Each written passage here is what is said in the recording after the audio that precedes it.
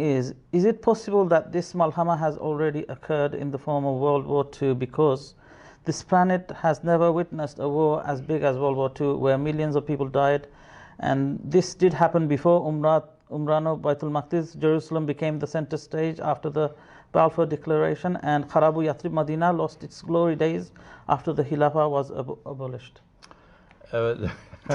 Fortunately, this is not such an irritating question, and it's not a difficult question, no.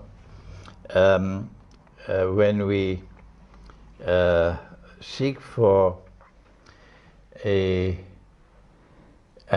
explanation in the Quran for the Malhama, or the Great War, which is the chapter of my book that I'm writing at this time. It's almost finished. The topic is the Quran and the Great War. And the Quran and the Great War. Allah speaks in the Quran about the destruction of every town and every city. And the verse is in Surah Al-Isra, and he says, بَعْدَ أُوذِ بِاللَّهِ مِنَ الشَّيْطَانِ الرَّجِيمِ وَإِن مِّن قَرْيَةٍ إِلَّا نَحْنُ مُهْلِكُوهَا قَبْلَ يَوْمِ الْقِيَامَةِ أَوْ مُعَذِّبُوهَا عَذَابًا شَدِيدًا كَانَ ذَلِكَ فِي الْكِتَابِ مَسْطُورًا. That every town and every city we will destroy, and those which escape destruction will be punished with terrible punishment. And this is something inscribed in the book. I'm not translating, because the Quran cannot be translated. I am simply explaining what Allah has said in the Quran. This is tafsir.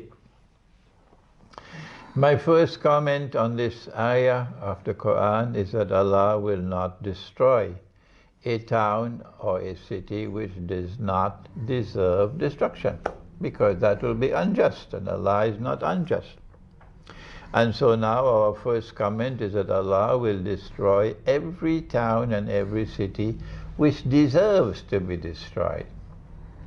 Every town and every city which deserves to be destroyed is a massive destruction in the world.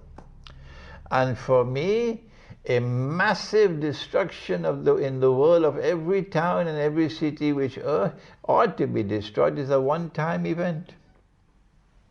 And that one-time event of massive destruction fits into the Malhama.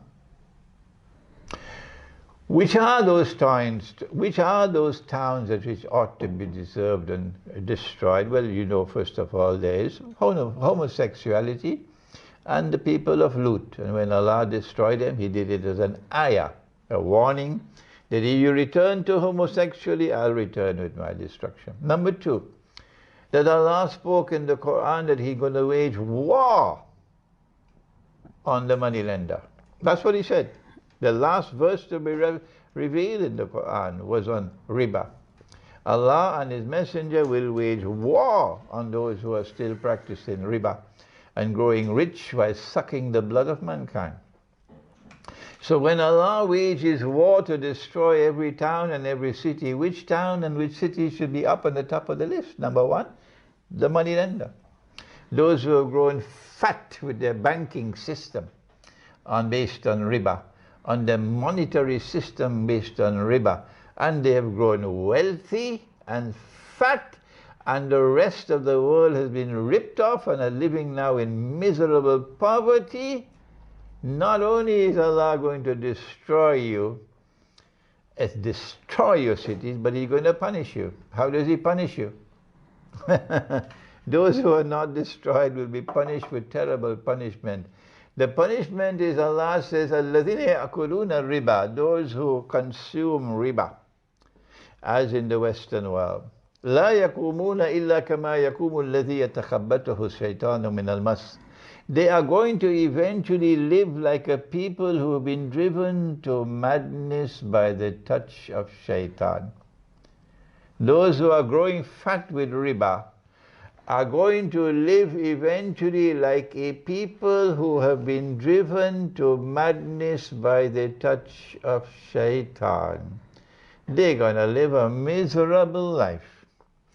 They're going to see events of a man going into a school and shooting and killing so many children, going into a restaurant or into a supermarket and just blindly killing people, as though they've gone mad. As though they've gone mad.